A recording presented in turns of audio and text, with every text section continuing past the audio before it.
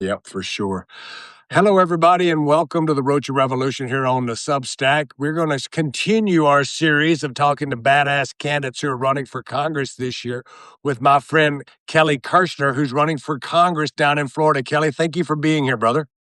Chuck, thank you very much for having me. It's very exciting to be here with a Texan who loves Florida more than Texas, from what I hear about your fishing adventures in Almirada. I do love to go fishing. And if you ever want to become friends with Chuck Rocha, for all of you listening, you offer me a fishing trip because I don't give a shit and I will show up and we will go fishing. That is for sure. Tell everybody where you're running for Congress at. Yeah, running for the newly and one of the most gerrymandered districts probably in the union.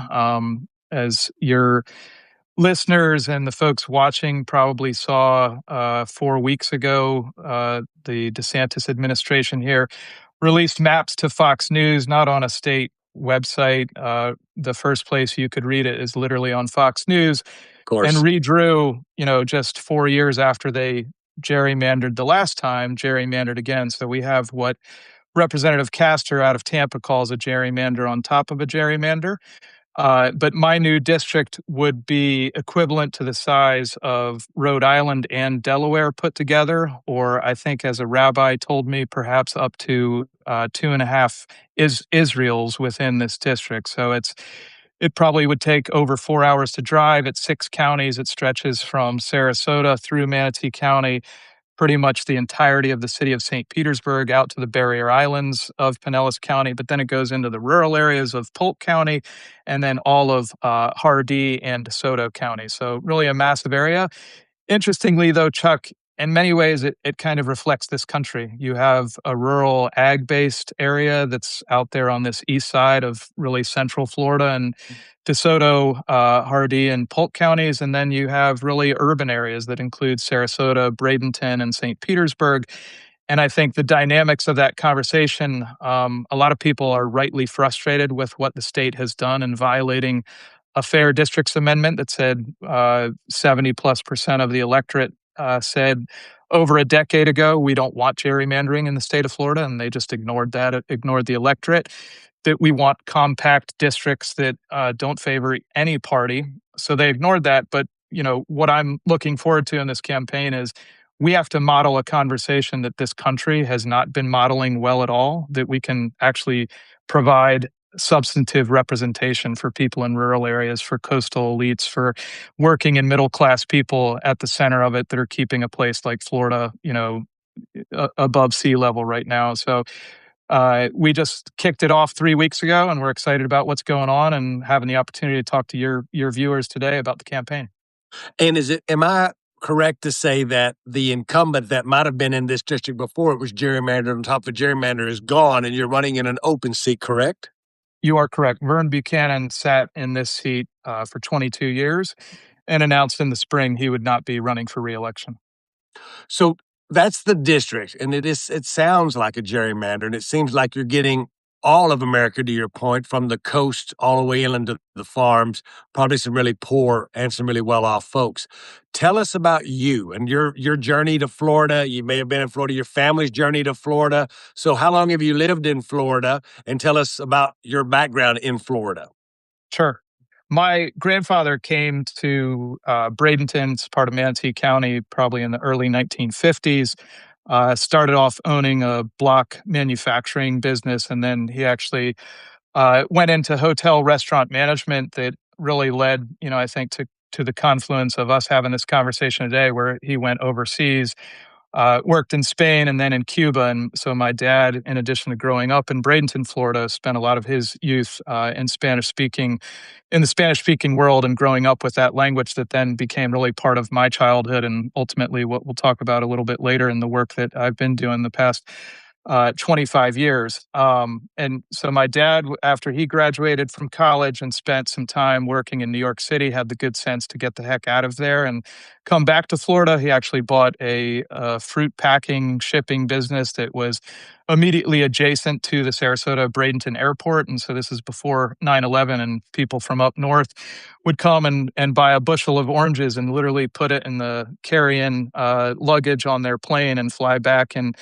January with some great grapefruit and oranges. And so my brothers and sister, we grew up basically helping our parents run a backbreaking business. So crawling under the bins and scooping out rotten fruit and before the rats would get it, or helping our dad on a juice route that would go out to these barrier islands where the tourists would come like you to fish or enjoy our beaches, and we would deliver fresh squeezed juice and cut oranges and grapefruit so that they would have that at their Sunday brunch. And so really a working class, beginning that really I greatly appreciate. And I think it translates into what we were talking about earlier in this district and all these types of things.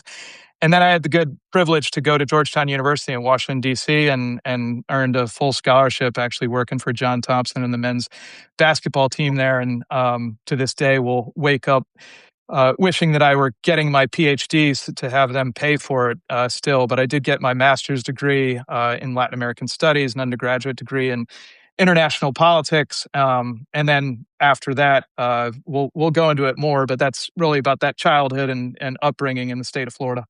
Tell me about the demographics of this district.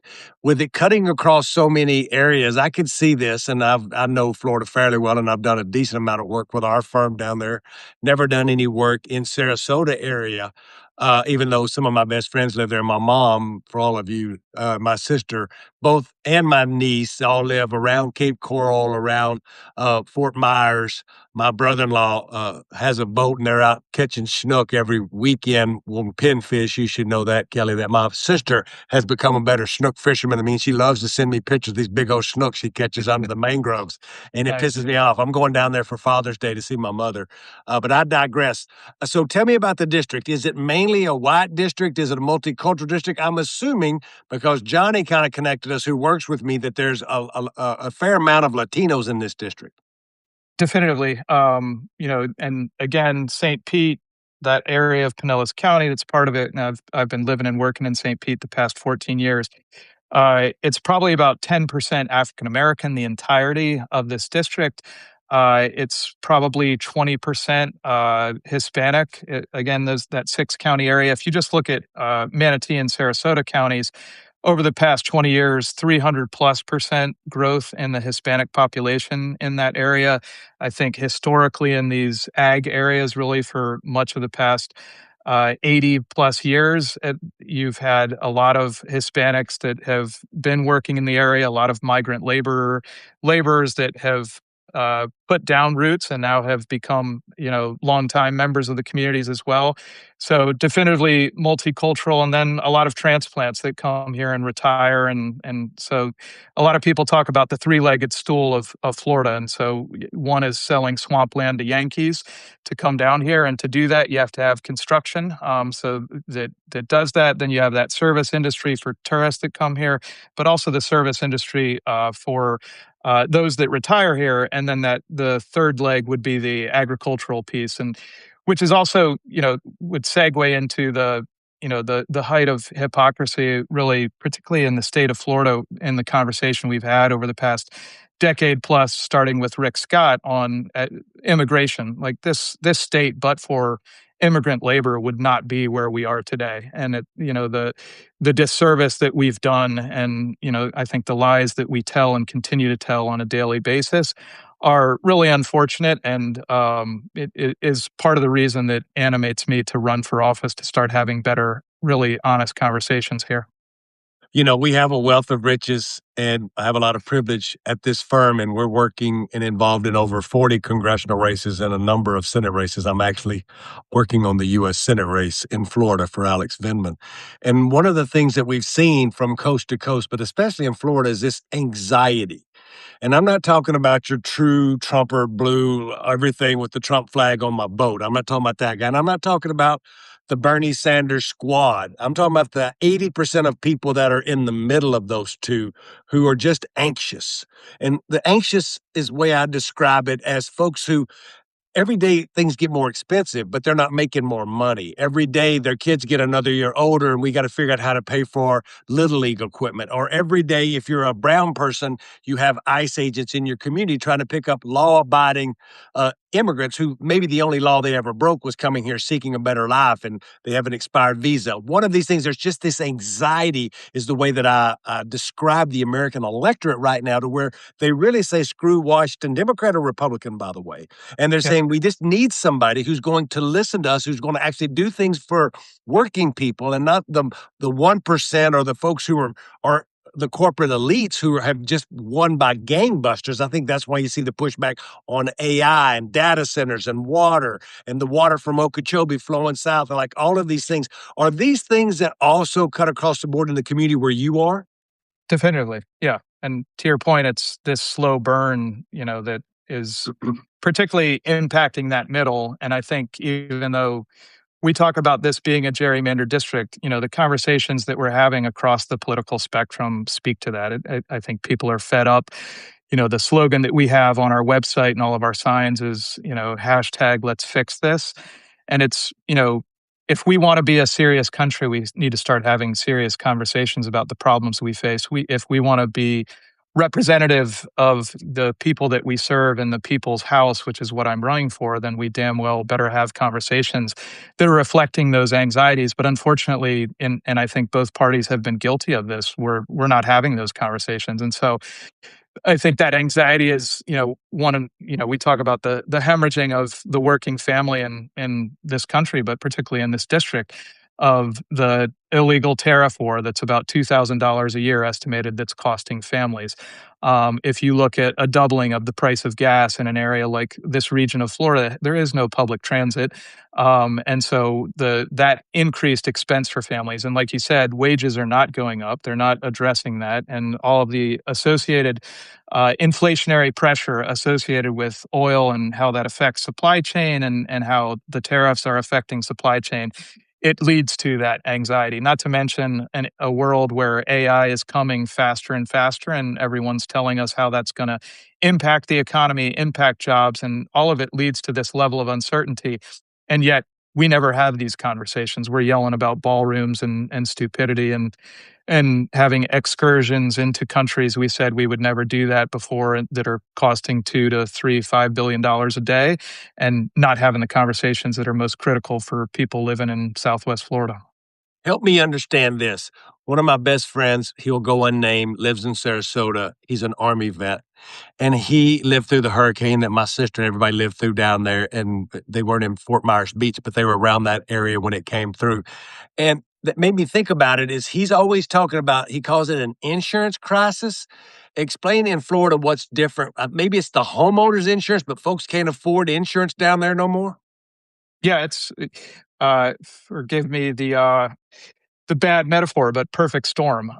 We have increasingly more intense storms that we can't really talk about it literally in the state of Florida, but these Gulf temperatures that literally are standing for 3-4 months at above 90 degrees. You go out there and it's warmer than your bath that you probably take in the winter in Texas, and that is fuel for these hurricanes. So you have that, but on top of that, you have an incredibly dysfunctional marketplace for homeowners insurance that we have yet to come to grips with in Tallahassee. But frankly, it becomes a national conversation because we're the third largest state in the union, and whether we like it or not, we're in a state that's incredibly vulnerable to hurricanes. So one of the things that we're talking about is some national reinsurance fund that actually will support people in Tornado Alley in the Midwest, that will support the people out west that are subject to forest fires constantly, and everything else that we're seeing across this country in terms of natural disasters. And if you have some type of a reinsurance fund that then can mitigate that risk across the union, God forbid that we're helping again middle class, working class families being able to afford a home and being able to afford to stay in a home. Because in Florida, basically since those storms that probably started in Fort Myers now 4 years ago, but in our area in St. Pete, Manatee County, Sarasota, we had literally back to back 1 week within each other, two Cat 4 plus storms that hit us. And you can't keep doing that. You have to have reliability of an insurance marketplace. By the way, you have to have reliability of FEMA. That with this current administration in Congress, it's not even sure. If you're a blue state, then maybe you'll have some responsiveness, and if you're a red state, then hopefully you will. And but that's not how we should manage and govern a body that's here to protect all 50 states of the union in terms of emergency response. So we'll do this again at the end, but give everybody where they could go if they want to make a small contribution or learn more about your candidacy, your website. Yeah, appreciate it. It's kellykirschner.com, KELLYKIRSCHNER.com. So one of the things is we mentioned it for those of you who join later that this is an open seat. This is the Buchanan seat, but the lines have changed. And from the outside looking in, it's much like what I call the dummy mander in Texas. Folks know that I work for James Tallarico and we're working on a bunch of House races down in Texas. But in Texas, they drew the lines with the assumption that these Latino voters especially would vote the same way they voted for Donald Trump a year ago. And that's just not the case we've seen in the last primary. It's not what we've seen in any special elections. In this district, they've drawn it, and I'm going to be fair and say that they drew it as a quote unquote Republican district if based off of the way they think voters will perform like they have been performing the last few cycles in this particular area. Tell me if I'm right or wrong about that, and then how you plan to overcome a district and talk to voters who, in this seat, based off of past elections, is a little more Republican than Democrat. Yeah, you're right. That is definitely their assumption. But remember, they had a balloon that's the state of Florida that they already gerrymandered in 2022. And now they want to push on an already full balloon and try to, where selfishness turns to greed and get even more seats. And so what's happened with this open seat is it's a much more competitive district. I think with the fundamentals that, I don't know if that's James Carville back in 1992 when I was a junior in high school that said it's the economy stupid or who we attribute that to. But there are some fundamentals of what you're talking about, Chuck, with, the anxiety that, families are feeling and, seniors across the political spectrum that for me, all bets are off. And I also think that we're at a point in this country where people are fed up of, what some who have recently left Congress are calling the uniparty of, these individuals that they say I'm blue, they say I'm red, but they're basically taking the money from the same source and they're serving the same master.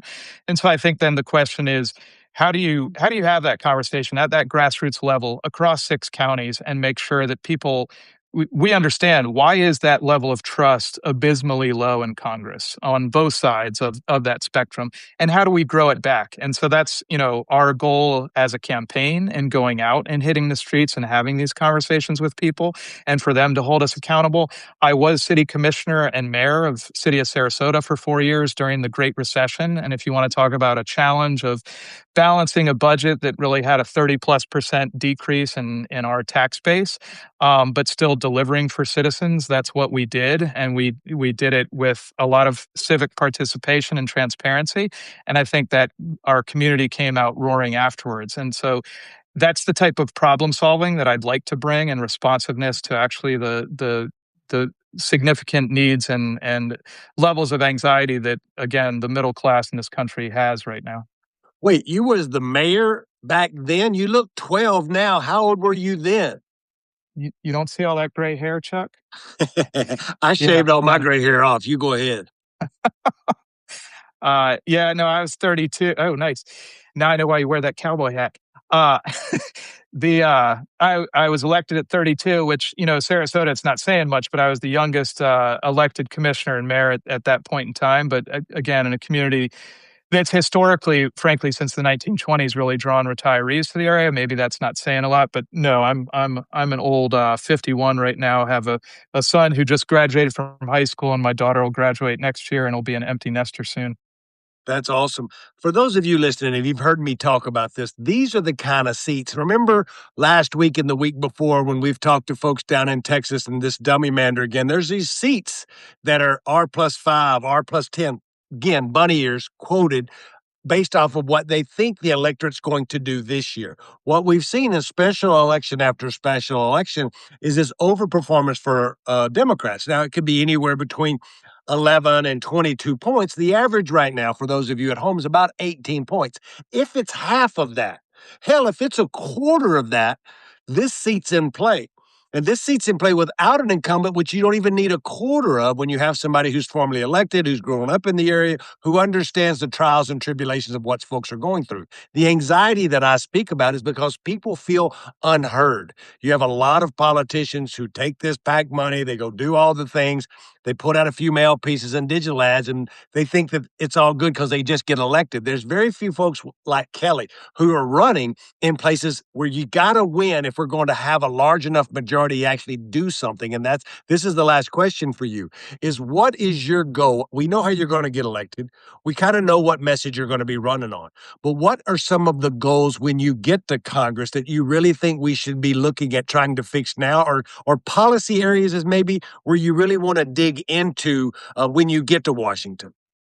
Yeah, I when I'm out on the stump or talking with people, there's two things that I talk about. One is, you know, a republic right now that's hemorrhaging, and I think that hemorrhaging is manifested in that level of anxiety that you're talking about. And so we can talk about it in 200,000 plus residents within this new district who are without their ACA healthcare subsidies, those Obamacare subsidies that could range in $200 a month to more than $1,000 a month. The other hemorrhaging on inflation in general, stagnating wages, and basically a lack of investment in our communities. And so the first is how do we focus that? And again, talking to these folks who have gotten elected to office and they talk about America first. Well, let's make these Americans in all these congressional districts first and address this level of anxiety. I think the second, when you talk about the policy types of issues, and you talk about a mandate of a big wave, and I think a lot of people that I'm talking to harken back to that 94 election after the 92 election we were just talking about and the Newt Gingrich contract for America. And I think it was the first time the House had been flipped in I don't know how many years, but probably 30 years, or I forget that number. And it was a swing of like 60 seats. And so there's a lot of speculation that that's going to happen. And so if you have that many new members of Congress, I think they're coming in with a mandate for reform. And I think there is a incredibly significant thirst for reform of people wanting to be able to trust government. And I think probably the biggest thing that you see time and time again is this level of frustration with money in politics. And so what can that new Congress do in a relatively short period of time? You're seeing, at least on a state level in Hawaii and Montana, what they're trying to do to say that corporations will be regulated. You can no longer have the freedom to put unlimited money in these state races. What can we do congressionally that starts to address the incredibly corrupting influence that money has on the congressional process? That the insanity of what we saw last week in Kentucky of $32 million in a primary race. Nobody wants to see that. It's terrible for this country. It's terrible for the conversations we should be having. And so that would be one of the first things that I would want to work on and consistently work on in my time in Congress.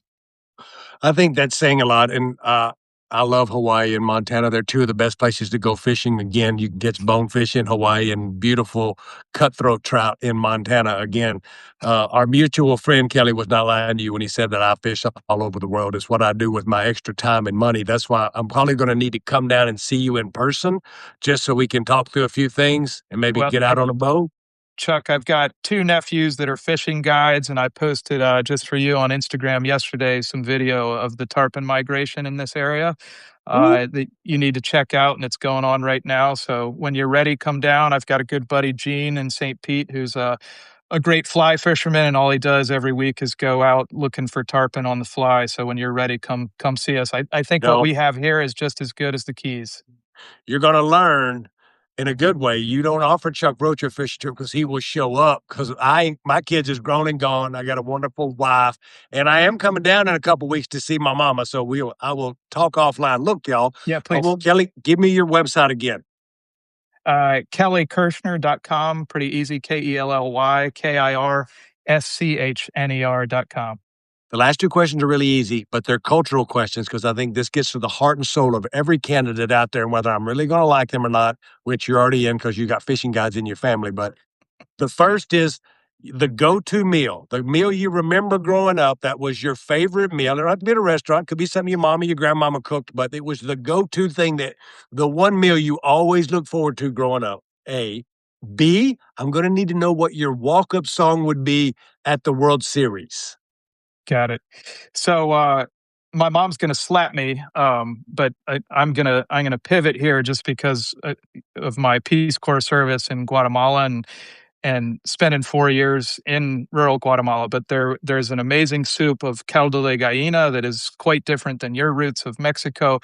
That is, it's a really thick, almost greasy soup that has achote in it. That's this red, coloring, and you put in a fresh made tortilla, literally ground from corn that they've grown in these rural areas, and the grease and the red achote will stick to that tortilla. You squeeze some fresh lime in that, and the fusion of taste with cilantro, the chicken, all of the other ingredients in it. Like I could eat that forever, and in addition to all of my mother's dishes too. So apologies, mom.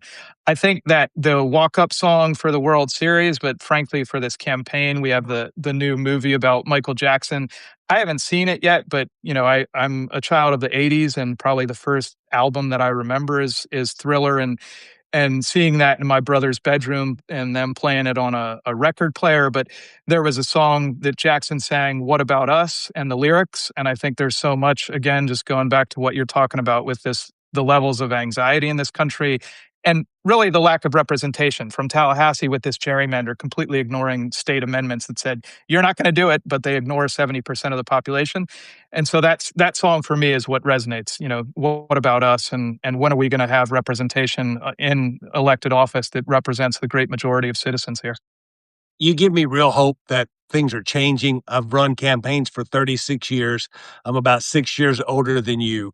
And I did go to the Michael Jackson movie last weekend with my wife, and we absolutely loved it. And I think that what you're doing is a real sign of courage of regular folks getting out there to let their voice be heard, who's taking the anxiety from their neighbors and their friends and saying, I'll be your person. I will be your fighter. Let's all go do this together. I love your hashtag on your website and on your yard signs of let's fix this. For those of you, again, Kelly Kirschner is running for Congress down in Florida. Follow him, follow all of his socials, give him some money, and watch my socials because in the next month or two, you may or may not see me on a boat in this district. Y'all be good. We'll see you soon. Thanks very much, Chuck. Take care, Kelly. All right. Appreciate you.